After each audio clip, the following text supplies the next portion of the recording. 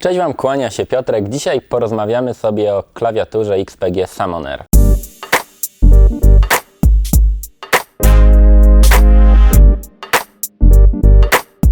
Klawiatura jest tutaj ze mną. Jak widzicie, nie zabrałem tym razem ze sobą pudełka. Mam natomiast zestaw od tej klawiatury. Zestaw właściwie składa się tak na keycapsy, czerwone, wymienne, razem z narzędziem do wymiany. No i właściwie one są tylko czerwone. Ja myślałem, że one są może jakieś gumowane. Niestety nie, to są po prostu zwykłe czerwone keycapsy, czyli aspekt wyłącznie wizualny. Jeżeli Wam się to podoba, to możecie sobie po prostu zmienić. No i dodatkowo mamy oczywiście podkładkę pod nadgarstki, bardzo fajnie wykonaną, magnetyczną, więc łatwo przypinaną, odpinaną. Ja właściwie korzystałem z niej przez cały czas, kiedy używałem tej klawiatury, ponieważ ona jest bardzo wygodna. Mamy tutaj taką imitację skóry mięciutką.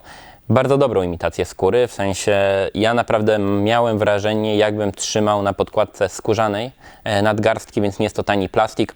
Wypada to naprawdę dobrze, no i jak widzicie jest bardzo miękkie, fajnie się ugina, więc polecam. No i jeżeli chodzi o samą klawiaturę, klawiatura ma ciekawą konstrukcję, jest to model pełnowymiarowy o bardzo klasycznym rozstawie klawiszy. Mamy tutaj aluminiową ramę, która jest bardzo sztywna, właściwie mamy tutaj jednoelementową tą pokrywę aluminiową, co jest oczywiście bardzo fajne. Dodatkowo mamy tutaj również kilka fajnych autorskich rozwiązań producenta. Chyba takim pierwszym, najbardziej zauważalnym to jest pokrętło audio, które mamy tutaj. Dodatkowo, jak tutaj łatwo zauważycie, mamy podwójne USB. To podwójne USB jest dlatego, że ta klawiatura również pełni rolę przedłużacza USB. To znaczy, że tutaj mamy po prostu gniazdo USB, do którego możemy sobie wpiąć mysz, jakiegoś dongla, po prostu, żeby nam się wygodniej pracowało i żeby się nie plątać za bardzo z kablami przy komputerze. No i jak przy okazji widzicie, mamy tutaj dwie standardowe nóżki, więc wypada to wizualnie dosyć klasycznie, ale klasyczne tak do końca nie jest. Co jeżeli chodzi o przełączniki w tej klawiaturze? XPG zdecydowało się na zastosowanie klasycznych ShareMX-ów. Mamy do wyboru trzy warianty. Niebieskie, srebrne, czerwone. My wybraliśmy Red. Dlaczego takie wybraliśmy? Ponieważ one są najcichsze. Ja tą klawiaturę testowałem w biurze. No i chodzi o to, że w przypadku przełączników Red nie słychać tego momentu przełączenia klawisza. Słychać jedynie to uderzenie samego klawisza, a właściwie keycapsa o aluminiową obudowę. Nie jest to jakoś wyjątkowo ciche, to jeżeli szukacie cichej klawiatury, to również te przełączniki, a przynajmniej w przypadku tego modelu, nie będą idealnym rozwiązaniem, ale powiedzmy, że to są najcichsze przełączniki z tych najgłośniejszych. No i co jeszcze? Jedna ważna wada właściwie, jeżeli chodzi o tą klawiaturę. Ta klawiatura nie ma żadnego dedykowanego oprogramowania, więc na przykład mamy tutaj pełne podświetlenie RGB, tylko że nie możemy go dowolnie sobie zaprogramować. Mamy 7 presetów, które wywołujemy przyciskami funkcyjnymi, razem właśnie z przyciskiem aktywacji funkcji.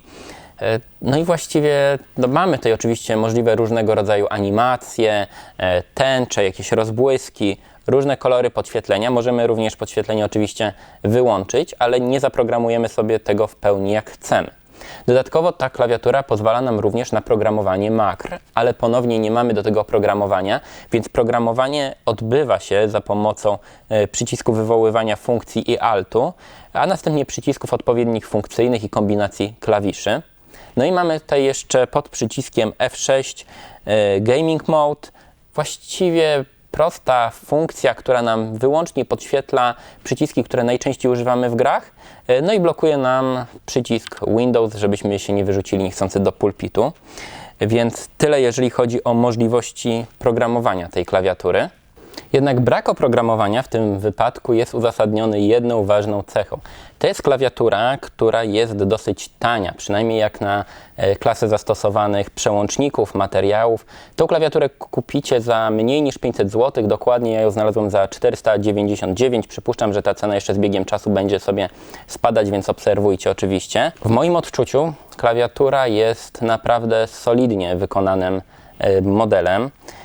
Nie mam tutaj takich nieprzyjemnych odczuć, które często spotykają mnie w przypadku klawiatur gamingowych, że coś jest robione na siłę, że mamy tutaj stylistykę niepodporządkowaną wygodzie, a wyłącznie wyglądowi. Ta klawiatura ma bardzo klasyczną budowę, która mi się podoba.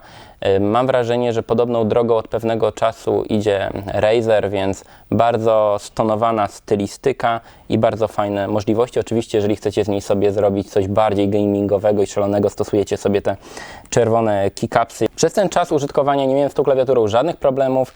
W miarę wygodnie mi się na niej grało, bez problemu sobie zainstalowałem kilka makr, które wykorzystywałem właściwie nie tylko w grach, ale również do obsługi niektórych programów graficznych, dlatego ja tą klawiaturę jak najbardziej polecam. Uważam, że cena jest w 100% adekwatna do jej możliwości.